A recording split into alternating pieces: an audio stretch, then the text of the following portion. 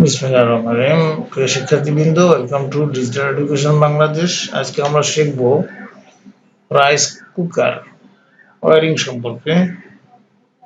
ছোট্ট একটি ভিডিও। এটা হলো rice cooker wiring circuit diagram. এটা হলো 3 পিন একটা প্লাগ।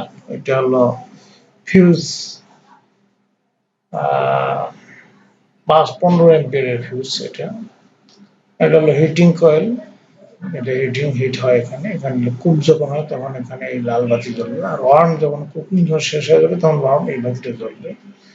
আমার এর সাথে কানেকশন করা আছে তোমার হাই রেজিস্ট্যান্স কয়েল, অর্থাৎ বন্ধ হওয়ার পরেও যখন লাইনে দেওয়া থাকে তখন অল্প হিট হবে এবং এই রাইস কুকারের ভিতরটা গরম থাকবে। আর এটা হলো ম্যাগনেটিক সুইচের কানেকশনটা এরকম। এই হলো মোটামুটি একটি রাইস কুকারের ওয়ারিং কানেকশন। এটা যদি বুঝতে পারো তাহলে খুব সহজেই তোমরা যে কোনো রাইস কুকার রিপেয়ারিং করতে পারবে। তো তোমাদের সবাইকে থ্যাংক ইউ। পরবর্তী ক্লাস দেখার আমন্ত্রণ জানিয়ে আজকে এখানে বিদায় নিচ্ছি। খোদা হাফেজ।